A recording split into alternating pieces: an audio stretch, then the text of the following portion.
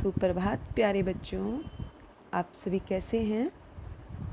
अच्छे हैं? शाबाश। तो बच्चों, पिछली क्लास में हमने पढ़ा था बड़ा पाठ के बारे में। उसके प्रश्न उत्तर भी हमने किए थे और बच्चों ने भी मुझे कार्य करके भेजा था। तो शाबाश बच्चों, आप इसी गति से कार्य करते रहें, लाइव क्लास भी लगाते रहें और हम आगे बढ़ते रहेंगे। तो बच्चों, आज हमारी कविता है आपकी झिलमिल पुस्तक से शेर और चित्रकार। यह कविता जो है राम नरेश त्रिपाठी जी ने लिखी है। राम नरेश त्रिपाठी जी इस कविता के माध्यम से एक चित्रकार के बारे में बता रहे हैं। उन चित्रकार ने एक शेर से किस चतुराई के साथ अपनी जान बचाई, इस कविता में उसका वर्णन किया गया है। तो बच्चों, पहले हम जान लेते हैं कि चित्रकार होता क्या है। चित्रकार, चित्र बनाने वाला।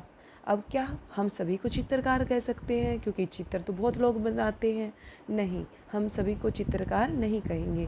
हम चित्रकार सिर्फ उसी को कहेंगे जो उस कला में निपुण है, सक्षम है, यानी वो बहुत अच्छे से उस चित्रकारी को करते हैं, सक्षम है, वो अपने कार्य में निपुण है, तो उन्हें हम चित्रकार कहते हैं। तो इसी प्रकार हमारे और भी होते हैं, जैसे जादू दिखाने वाला जादूगर कहलाता है, क्योंकि वो जादू दिखाने में सक्षम है। तो अलग अलग आप इस तरीके से नाम बोल सकते हैं अगर हमारे पाठ में आगे आएंगे। तो अभी हम कविता के बारे में पढ़ते हैं और देखते हैं। चित्रकार सुनसान जगह में बना रहा था चित्र। आप भी मेरे पीछे पीछे बोलिएगा ज़रूर। चित्रकार सुनसान जगह में बना रहा था चित्र। इतने में ही वहाँ आ गया यमराज का मित्र। उसे देखकर चित्रकार के तुरंत उड़ गए होश। उसे देखकर चित्रकार के तुरंत उड़ गए होश। नदी पहाड़ पेड़ पत्तों का रह गया न कुछ जोश। तो बच्चों, इन 4 लाइनों में क्या कह रहा है, इन 4 पंक्तियों में हमारा कवि जी क्या कह रहे हैं कि जो चित्रकार था वो सुनसान जगह में बना रहा था चित्र। कि सुनसान जगह, ये सुनसान जगह क्या होती है? जहाँ कोई नहीं है, बिल्कुल सुनसान, वहाँ पर चित्र बना रहे थे। फिर इतने में ही वहाँ आ गया यमराज का मित्र। अब यमराज किसे कहा गया है? कौन आया था? शेर। तो यमराज किसे? शेर को कहा गया है। उन्हें यमराज क्यों कहा है? क्योंकि जैसे यमराज हमारी मृत्यु के देवता होते हैं और वो प्राण हर लेते हैं, तो उसी प्रकार शेर भी तो अपने सामने जो भी आता है उसको मारकर खा जाता है, तो इसलिए उसे यमराज का मित्र कहा गया है।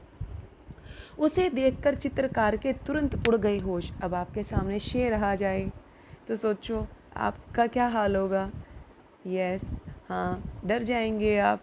तो उसे देखकर जो चित्रकार था वो भी डर गया। ठीक है। फिर नदी पहाड़ पेड़ पत्तों का रह गया न कुछ जोश। अब वो सुनसान जगह पे चित्र बनाने क्यों गया था?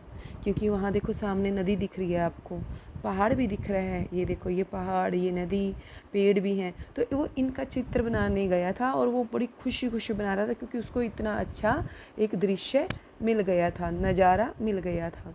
लेकिन जैसे ही उसने शेर को देखा उसके होश उड़ गए और उसका वो जो जोश था पहाड़ पेड़ का, नदी का, वो ख़त्म हो गया। फिर उसको कुछ हिम्मत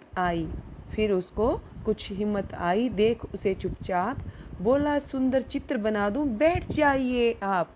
उकड़ू मकड़ू बैठ गया वो सारे अंग बटोर। उकड़ू मकड़ू बैठ गया वह सारे अंग बटोर। बड़े ध्यान से लगा देखने चित्रकार की ओर। इन 4 पंक्तियों में हमारे कवि कह रहे हैं कि जैसे ही उसने देखा कि ये शेर कुछ नहीं कह रहा, उसको चुपचाप है, तो उसके अंदर थोड़ी सी हिम्मत आई। अब जैसे आप गली में जा रहे हो और कुत्ता भौंकने लगे आपको देख के, तो आप डर जाते हो, सहम जाते हो।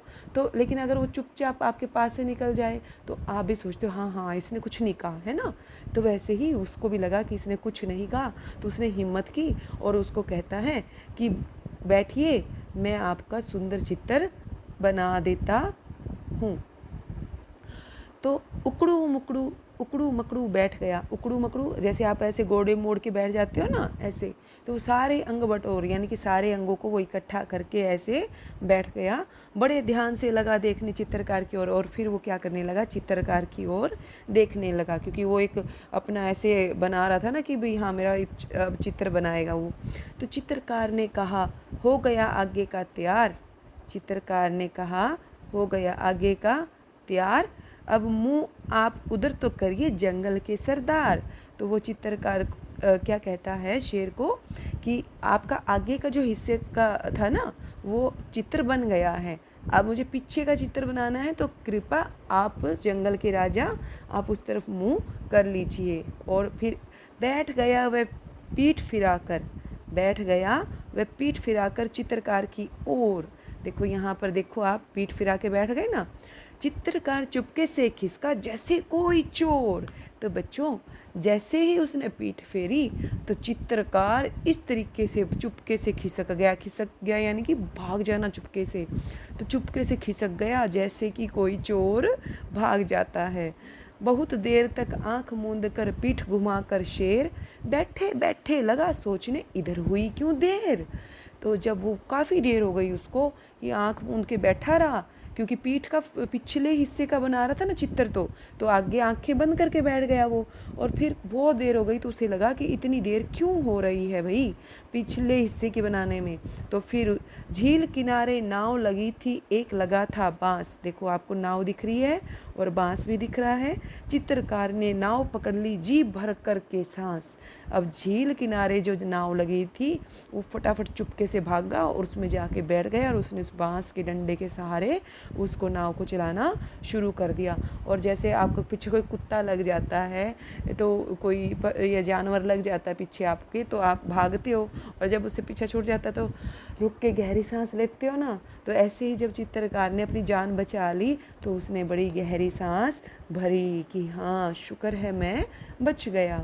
जल्दी जल्दी नाव चलाकर निकल गया कुछ दूर, इधर शेर था धोखा खाकर झुंझलाहट में चूर। तो जैसे ही वो जल्दी जल्दी उसको लगा कि हाँ बस शेर के देखने से पहले मैं ज़्यादा से ज़्यादा दूर निकल जाऊं, तो जल्दी जल्दी चलाने लगा। और फिर शेर गुस्से में देखो झुंझलाहट में वहाँ पर खड़ा है, देखो है ना। शेर बहुत खिसियाकर बोला, नाव जरा ले रोक, कलम और कागज तो ले जा रे कायर डरपोक। तो जो शेर था वो गुस्से में तो था, झुंझलाहट भर रही थी उसके अंदर। तो उसने कहा, अरे नाव को जरा रोक ले और तेरे कागज और कलम जो हैं इनको ले जा। अरे डरपोक कायर, चित्रकार को डरपोक कायर कह रहा है ताकि वो लेने आ जाए, भाई तेरे कलम कागज तो ले जा। चित्रकार ने कहा तुरंत ही, रखिए अपने पास, चित्रकला का आप कीजिए जंगल में अभ्यास। तो चित्रकार ने क्या कहा शेर को कि आप इन्हें अपने पास ही रख लीजिए और आप इस चित्रकला का जंगल में बैठकर आराम से अभ्यास कीजिए। ठीक है बच्चों, तो ये हमारी कविता थी शेर और चित्रकार। इनके जो कवि थे वो हैं राम नरेश त्रिपाठी जी। तो इस प्रकार यह कविता उस चतुर चित्रकार के बारे में बता रही है। तो बच्चों आगे हमारे शब्दार्थ हैं, ये देखिए। उकड़ू मकड़ू आया था ना, तो मैंने बताया था आपको घुटने मोड़कर, है ना। फिर है कायर, कायर का अर्थ होता है डरपोक, डरना। खिसका, भाग गया। खिसियाकर, क्रोधित होकर। चित्रकार, चित्र बनाने वाला। झुंझलाहट, खीज, चिढ़, चिढ़ गया ना वो, यमराज, मृत्यु का देवता। तो प्यारे बच्चों ये थी आपकी कविता, और ये आपने याद करनी है, समझनी है, पढ़नी है, और क्रियाकलाप करते हुए इसको आपने गाना है, और इसके जो शब्दार्थ हैं वो भी याद करने हैं। तो हम मिलते हैं अगली कक्षा में, तब तक अपना ख्याल रखिएगा, हाथ धोते रहिएगा।